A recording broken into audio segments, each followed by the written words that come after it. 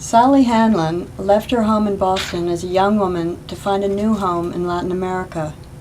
Timid and withdrawn, she felt compelled to engage herself in the sometimes violent struggle for social justice.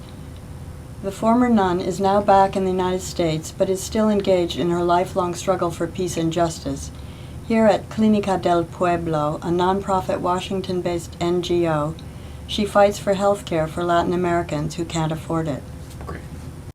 Here at La Clinica, she plays an amazing role of conduit for our patients. She's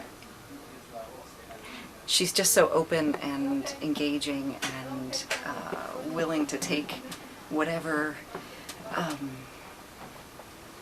whatever complaints, whatever concerns, and the patient feels heard and respected, and she gives it the utmost attention and care.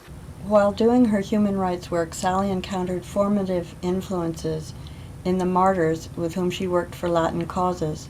Among them was Juan, the former director of La Clinica. And these people are, fascinating people that they don't sell out, you can't buy them off. They're operating at a higher level. From Juan to Romero, she fell in love with social activists. Okay, se tiran la casa por la ventana. They're willing to throw the house out the window. For you? Yeah, for the cause, for the people. Yeah. And she herself often lives below the poverty line, sometimes refusing pay, ensuring that her motives for helping others are pure.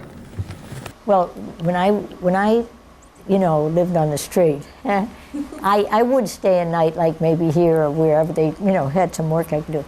But I also got to know a bit the cultural lifestyle of the homeless. And, both men and women, they would occasionally stand up and give a little message to the public. People might listen or not listen. But, if you listen, there's usually something to it. Today at the clinic, Sally is the spiritual core.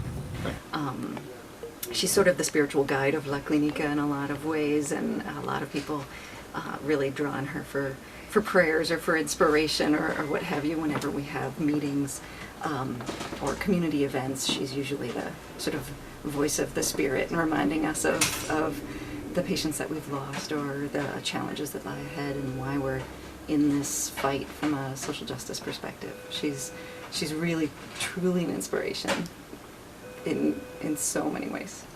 To close, after a life of service, what's been her reward? And I probably am wicked, but I have a few chapters in my life, but I'm trying to, I would like to be, like Thomas Merton says, the main thing that we should be and have is compassion for everyone and ourselves. You know what I mean? Just give a darn. And so that nobody, like I think I told you the other day, that had that little slogan, may no one be found outside the circle of our love,